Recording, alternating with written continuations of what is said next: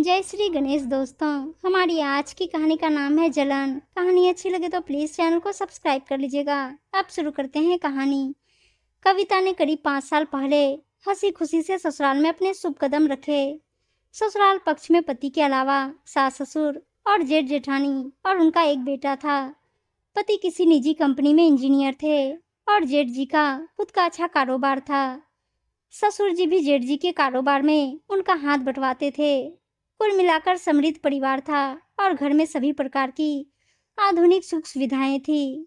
कविता की मुंह दिखाई की रस्म के बाद अब उसकी असली इम्तिहान की घड़ी आ चुकी थी, क्योंकि आज उसे रसोई घर में पहली बार सबके लिए खाना बनाने की रस्म को जो निभाना था। और एक बहू की असली परीक्षा रसोई घर की निपुणता से ही देखी जाती है। यूं तो कविता रसोई घर कामों को बखूबी संभाल लेती थी, क्योंकि मायके में भी उसकी मम्मी की तबीयत थोड़ी खराब ही रहती थी, तो अक्सर कविता ही रसोई घर संभालती थी। लेकिन फिर भी नए घर में उसे थोड़ी हिचकिचाहट सी हो रही थी, क्योंकि वह नए परिवार के लोगों की पसंद और उनके तौर तरीकों से वाकिफ नहीं थी। कविता ये सब सोच ही रही थी कि तभी सासू माँ ने रसोई घर में प्रवेश किया और सबकी पसंद के खाने की लिस्ट बताकर चली गई। ना तो सासू माँ और ना ही जेठानी जी कविता की मदद के लिए आई, लेकिन कविता ने बिना उनकी मदद से सबकी फरमाइश पर लजीज खाना बनाया और डाइनिंग टेबल पर सहेज कर रख दिया। अब तक परिवार के सभी लोग डाइनिंग टेबल पर आ चुके थे। सभी ने अपना खाना शुरू किया और खाना चखते ही सास ससुर कहने लगे, भाई वाह, इतना लजीज खाना तो आज बहुत दिनों बाद नसीब हुआ है। कविता बहू तो मास्टर शेफ निकली। पतिदेव विपिन ने भी झट से अपने माँ पापा की हाँ में हाँ मिलाई और तभी ससुर जी ने झट से नेक के पैसे निकालकर कविता को दिए। कविता ने भी सभी के पैर छूकर झट से आशीर्वाद लिया, लेकिन तभी जेठ और जेठानी मुंह बनाते हुए बीच में ही खाना छोड़कर उठ खड़े हुए और अपने कमरे में चले गए। किसी को भी कुछ समझ नहीं आया कि आखिर ये सब क्या हो रहा है।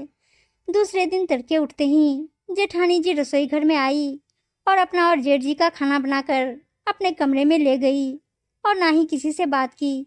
तभी कविता की सासू माँ ने बड़ी बहू के कमरे में जाकर पूछा, क्या बात हो गई बड़ी बहू, तुम अपना खाना अलग क्यों बना रही हो? तभी जेठानी जी तपाक से बोली, क्योंकि माँ जी, आपके बेटे को रात का बना खाना अच्छा नहीं लगा और ज़्यादा मसालेदार खाने से उनकी तबीयत भी खराब हो गई थी, इसलिए मैं अब अपना खाना अलग ही बनाऊंगी। आप लोग ही खाइए अपनी छोटी बहू के हाथों से बना लजीज खाना।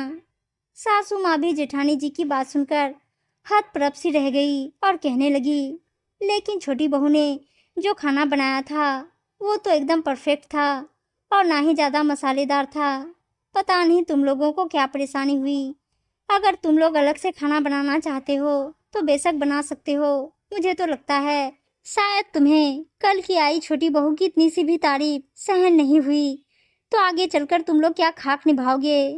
मैंने तो बड़ी बहू हमेशा तुम्हारे अच्छे कामों की भी तारीफ की है और यथासंभव घर के कामों में तुम्हारी मदद भी करवाई है। और रही बात छोटी बहू की, तो कान खोलकर सुन लो, मैं उसे भी प्यार से ही रखूंगी। जितना मान सम्मान इस घर में तुम्हें मिला है उतना ही छोटी बहू को भी मिलेगा, क्योंकि ये उसका अधिकार भी है और हक भी। अगर तुम्हें ये सब स्वीकार ही नहीं है तो बेशक अलग हो जाओ। एक दिन की बहू को लेकर ही तुम्हारे अंदर इतनी असुरक्षा की भावना है, तो आगे चलकर निभाना तो तुम्हारे लिए बहुत ही मुश्किल भरा काम होगा।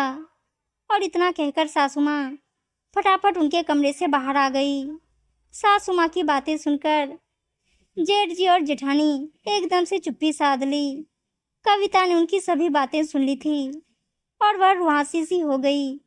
सासू माँ को भी पता चल गया था कि छोटी बहू ने उनकी सारी बातें सुन ली है, इसलिए सासू माँ ने कविता के पास आकर उसके सर पर प्यार से हाथ फेरते हुए कहा, तुम चिंता मत करो छोटी बहू, तुम्हारा यहाँ पूरा ख्याल रखा जाएगा, चाहे जो हो जाए। इस घर में हमेशा सही सही न्याय हुए हैं और आगे भी ऐसा ही होगा। किसी की भी गलत बात यहाँ बर्दाश्त नहीं की जाएगी। तुम्हारी इसमें कोई भी गलती नहीं है।